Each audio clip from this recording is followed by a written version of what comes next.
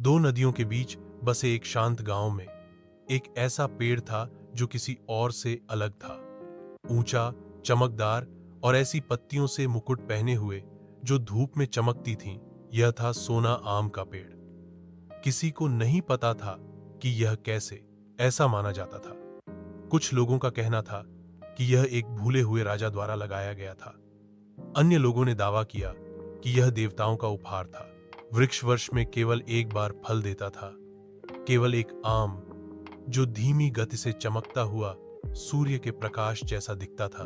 Crystal कहा जाता था कि यह फल किसी भी बीमारी को ठीक करता है, टूटे हुए दिलों में शांति लाता है और परेशान मन को अंतर्दृष्टि प्रदान करता है। और हर साल जिस दिन फल पकते थे, ग्रामीण इकट्ठे होकर तय करते थे डब्ल्यू हो सबसे अधिक इसके योग्य था।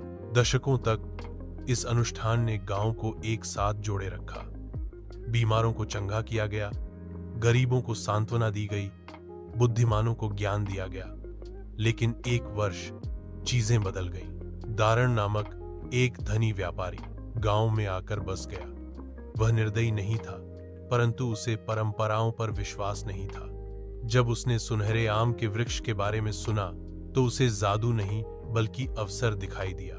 वह आम, उसने कहा, एक भाग्य कमा सकता है शहर में। जब यह सबके लिए धन ला सकता है तो इसे क्यों दे? कुछ ग्रामीण ललचा गए। अधिक धन से वे एक स्कूल बना सकते थे, सड़कें बना सकते थे, अपने जीवन को बेहतर बना सकते थे। दारण ने बेचने की पेशकश की, एक आम बांटो और मुनाफा बांटो। यह उचित लगा, उदार यहां तक की। लेकिन गांव के मुखिया अम्मा लीला ने सिर हिलाया। यह पेड़ मुनाफे के लिए नहीं उगता, यह जरूरत के लिए उगता है। एक वोट डाला गया। गांव विभाजित था। आधे ने परंपरा को बनाए रखने के लिए मतदान किया, आधे ने दारण का समर्थन किया। निर्णायक मत नियो नाम के एक लड़के पर पड़ा, गांव द्वारा पाला गया एक अनाथ जो अपने शांत स्वभाव और विचारशील तरीकों के लिए जाना जाता था। उस रात नियो गोल्ड मैंगो ट्री गया।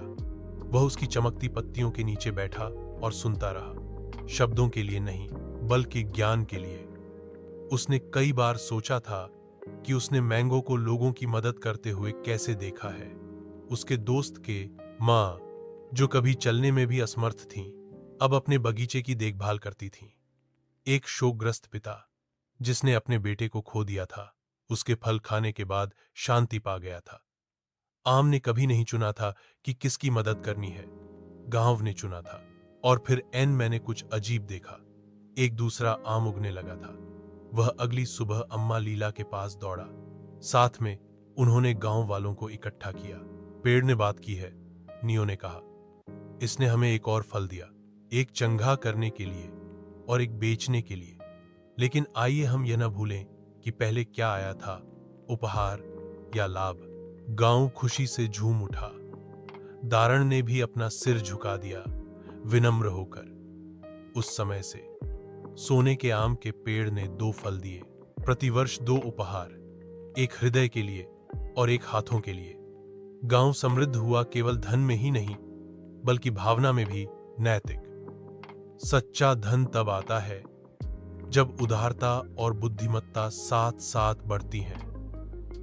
क्या आप इसको जोर से पढ़ने के लिए उपयुक्त प्रारूप में या एक प्रिंट करने योग्य कहानी पुस्तक शैली में चाहते हैं?